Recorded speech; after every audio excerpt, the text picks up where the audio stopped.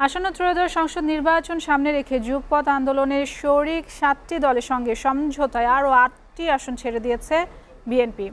গুলশানে দলের চেয়ারপারসনের কার্যালয়ে সংবাদ সম্মেলনে এই তালিকা ঘোষণা করেন বিএনপি মহাসচিব মির্জা ফখরুল ইসলাম আলমগীর। তিনি জানান, দলের বাইরে প্রার্থী হলে কঠোর ব্যবস্থা নেওয়া হবে। আশিকুল আলমের প্রতিবেদনে বিস্তারিত। রাজধানী গুলশানের চেয়ারপারসন কার্যালয়ে সংবাদ সম্মেলন করেন বিএনপি মহাসচিব মির্জা ফখরুল ইসলাম আলমগীর। আসন্ন ত্রয়োদশ সংসদ নির্বাচন সামনে রেখে যুগপৎ আন্দোলনের শরিক ৭টি দলের সঙ্গে সমঝোতায় আরও ৮টি আসন ছেড়ে দেওয়ার কথা জানান তিনি। রিদওয়ান আহমেদ এলডিপি থেকে যোগ দিলেন, আমার বিএনপিতে যোগ দিয়েছেন। তার জন্য আমরা কুমিল্লা ৭ এই আসনটি আমরা এটা তাকে দেওয়া হচ্ছে। পিরোজপুর ১-এ মোস্তফা জামাল হায়দার, চেয়ারম্যান জাতীয় party. Narail ২ doctor Fariduzzaman Farhad, chairman NPP.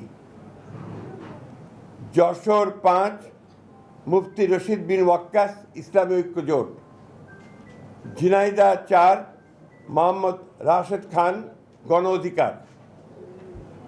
Bobby Hajjaj NDM, তিনি বিএনপিতে যোগ দেবেন এবং সেটা ঢাকা ১৩।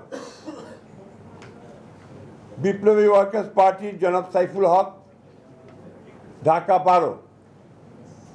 মাহমুদুর রহমান মান্না, বগুড়া ২ নাগরিক ঐক্য।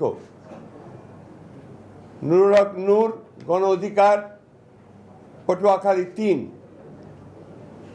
ব্রাহ্মণবাড়িয়া ৬ মোহাম্মদ জুনায়েদ আব্দুর রহিম সাকি, গণসংহতি আন্দোলন। মির্জা ফখরুল জানান, শরিকদের সঙ্গে যেসব আসনে সমঝোতা হবে সেখানে কোনো প্রার্থী দেবে না বিএনপি। ব্যতিক্রম হলে কঠোর ব্যবস্থা নেওয়ার হুঁশিয়ারি দেন মহাসচিব। তারা তাদের প্রতিক্রিয়া কেউ করবেন, আর যারা যোগ দিয়েছেন তারা বিএনপির প্রতীকে ধান শীষে করবেন। তারা তাদের প্রতীক নিয়ে নির্বাচন করে সিদ্ধান্ত নিয়েছেন। সেখানে আমাদের কোনো প্রার্থী থাকবে না। ২০১৪ এবং ২০২৪ সালে নির্বাচন বর্জন করে বিএনপি, আর ২০১৮ সালে নির্বাচনে অংশ নিলেও মাঠে থাকতে পারেনি। এবারে নির্বাচনে শরিকদের নিয়ে বিজয়ী হবার পথে হাঁটতে চায় দলটি, এমনটি জানান বিএনপি নেতারা। আশিকুল আলম, এসএটিভি, ঢাকা।